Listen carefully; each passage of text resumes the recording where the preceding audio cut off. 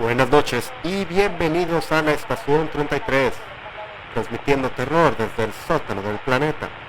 El archivo de hoy, hecho por nuestros investigadores, nos habla de esas pequeñas ocurrencias en la vida diaria que podemos encontrar.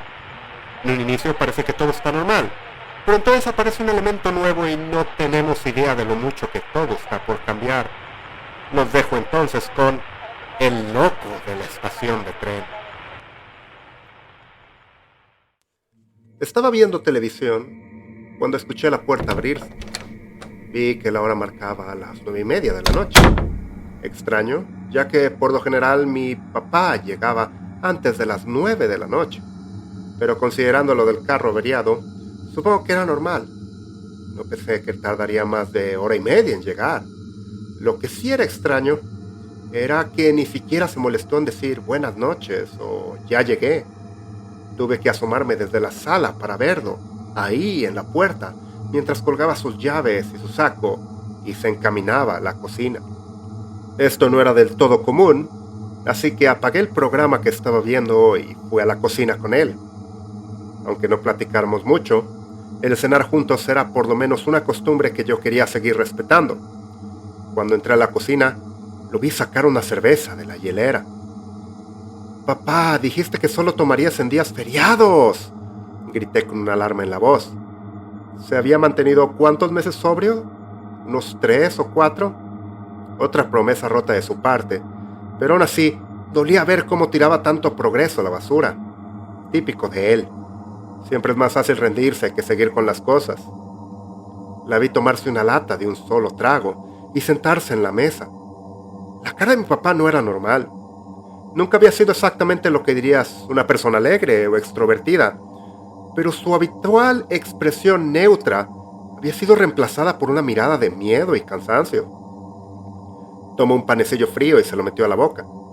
Sus ojos parecían dos abismos negros que no tenían fondo y reflejaban algún tipo de miedo o preocupación contagiosa.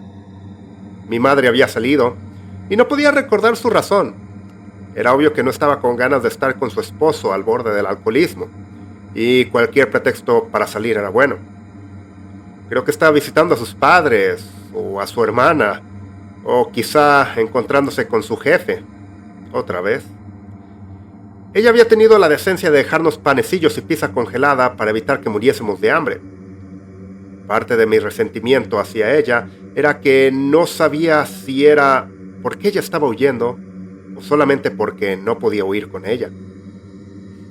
Esta no era una cena de 5 estrellas, pero para 2 hombres que harían un incendio si intentaban cocinar, era bastante aceptable. Mi padre era un típico trabajador de oficina. No te puedo decir si era un agente de seguros, o un financiero, o un vendedor a teléfono. Lo único que sabía es que ir a trabajar a un cubículo con gente que apenas toleraba lo había empujado a ciertos vicios. Agrega esto que tenía que conducir de 30 a 50 minutos para llegar al trabajo, dependiendo del tráfico. Hoy, el carro estaba en el taller, por lo que tuvo que tomar el tren de la línea roja para llegar al trabajo y volver a casa. Podía escuchar el sonido de su boca masticando y nada más. Su mirada estaba perdida en algún extraño horizonte. Como el dicho, el viejo es deprimente, pero esto era más de lo usual. Mucho más. «¿Estás bien, papá?», le pregunté. Levantó la vista y me miró a los ojos como si apenas se hubiese dado cuenta de que estuviese ahí y lo hubiese sorprendido. Sus pupilas, parecidas a agujeros negros, enviaron un escalofrío a través de mi cuerpo. Mi padre habló por primera vez desde que llegó. «Hijo mío, no tienes idea de lo que he visto. Estaba esperando el tren en la estación cuando este hombre se me acercó. Era un hombre mayor y vestía un traje elegante. Tenía una pizarra en sus manos que decía, alabado sea el Señor, su nombre es bendito, y una imagen de una cruz debajo. Lo había escuchado gritar desde la entrada de la estación. Tenía un acento fuerte, sonaba foráneo, extranjero, pero no puedo decir de dónde. El hombre repetía exactamente lo mismo una y otra vez. Alabado sea el Señor, alabado sea el Señor. De vez en cuando se detenía para hablar con la gente. Se acercó a esta pareja más joven y comenzó a gritar sobre cómo Jesús había dado su vida por nosotros y cómo ya nadie respetaba ese sacrificio. ¿Cómo es que se pediría más de nosotros? Pensé que era triste y patético. La voz de mi padre se comenzó a apagar. Nunca habíamos sido una familia particularmente religiosa, pero de vez en cuando íbamos a la iglesia para complacer a mis abuelos. Demonios, yo me inclino hacia el ateísmo en estos días. Probablemente tuvo que ver algo con que mi papá iba a una escuela católica. Un par de esas escuelas de las que oyes hablar, en la que las monjas te golpean las manos con palos grandes y pesados si no eras completamente sumiso. Creo que hay una ironía en eso.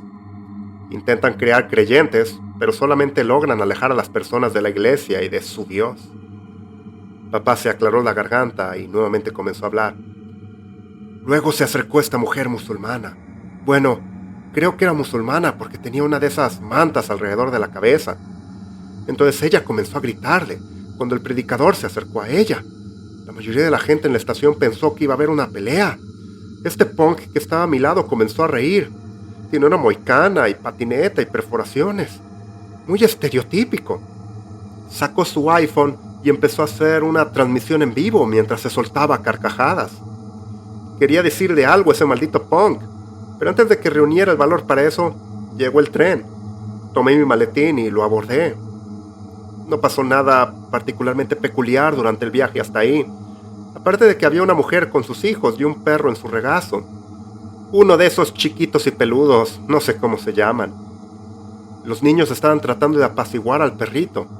No sé si estaba especialmente alterado o si así era su estado habitual, pero estaba ladrando sin parar. ¿Quién diablos trae a su perro al tren? En la siguiente parada, me bajé para hacer transbordo en la línea naranja. Cuando estaba a punto de bajar las escaleras para llegar a la siguiente estación, el predicador extranjero estaba ahí. Esta vez, estaba despotricando sobre cómo la gente ya no le importan los niños, y luego despotricó sobre el aborto. Al hombre obviamente le faltaba un tornillo, pero era extraño verlo de nuevo, aunque esta vez fue diferente. Podría jurar que su cabello corto ahora era más largo. Tenía barba y su traje ahora tenía un tono gris, diferente al de antes. Estaba más enojado que anteriormente. Ni siquiera lo había visto subir al tren para llegar aquí. Ahora me preguntaba si la historia se iba a detener o si él iba a continuar. ¿A dónde diablos papá quería llegar con todo este cuento de sacerdotes extranjeros en el tren? Fui a la siguiente estación y me bajé. Esta vez solo había 2 personas en la estación. Había una pareja mayor. La mujer sollozaba en el hombro del hombre. El viejo tenía la vista hacia enfrente, aparentemente viendo una pantalla en la estación, un anuncio de Pizza Domino's. El hombre empezó a babear y la mujer empezó a llorar aún más fuerte. Entonces, el predicador estaba ahí otra vez. Corrió hacia ellos y empezó a gritarles. Su tono de voz era cruel. Él le gritó que el presidente era el diablo y que ella era un demonio por votar por él. Continuó gritándoles hasta que llegó el tren. Me surpí rápidamente porque me sentía muy perturbado. Justo cuando estaba por abordar, pude ver al sacerdote abalanzarse sobre la pareja, como si los fuese a matar con sus propias manos. Subí y tomé asiento en el tren casi vacío. Un hombre en el rincón estuvo tosiendo durante todo el viaje. Me di la vuelta para verlo y me horroricé de ver al predicador sentado al fondo. O quizás era otra persona, se veía más viejo de alguna manera. Me estuvo mirando fijamente todo el tiempo, simplemente mirándome con una mirada severa en su rostro, como si hubiese sido culpable de algo horrible y solo él supiese qué. Ahora tenía un corte en la cara y llevaba una chamarra pesada. La pizarra todavía estaba recostada en su regazo, pero ahora se veía muy desgastada. Lo que había escrito en ella estaba borroso, y el extranjero parecía mayor e incluso cojeaba al bajar del tren. Yo también me bajé y caminé rápidamente hacia el autobús para llegar a casa. Las manos de mi padre ahora estaban en su cabeza, mientras apoyaba sus codos en sus rodillas y miraba el suelo como si fuese lo más interesante del mundo. Subí al autobús y no sé si era el mismo u otro, pero un sacerdote estaba allí otra vez. Parecía un hombre de 90 años, vestía una bata de hospital, llevaba una bolsa intravenosa que estaba directamente en su brazo. Estaba bombeando una especie de líquido negro en sus venas. El único otro pasajero en el autobús era el mismo perro de antes. Esta vez me estaba ladrando y parecía rabioso. ¿Dónde diablos estaba la mamá y sus hijos? O sus dueños, si era otro perro. El viaje en autobús duró lo que pareció una eternidad, y cuando finalmente llegamos a mi parada, el conductor la pasó.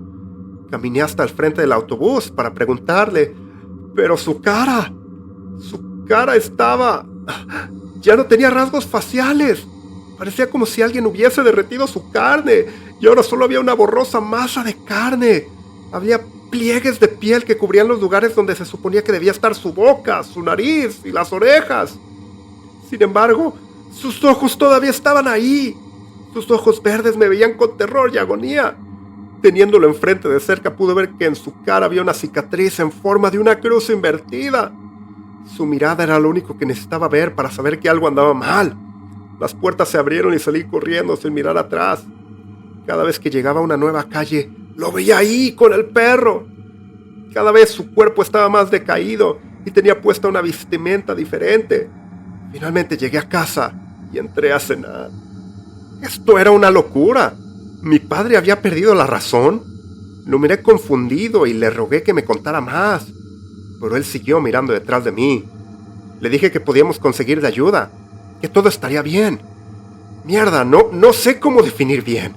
¿Cómo volveríamos a la normalidad después de este arranque de locura? Ya nada iba a ser igual. ¿Mi madre se quedaría sola o me llevaría con ella? Aún no tenía 18, pero el próximo año lo tendría. ¿Cómo íbamos a ganar dinero? Mi madre trabajaba en los fines de semana, pero no había tenido una jornada completa desde que yo tenía 3.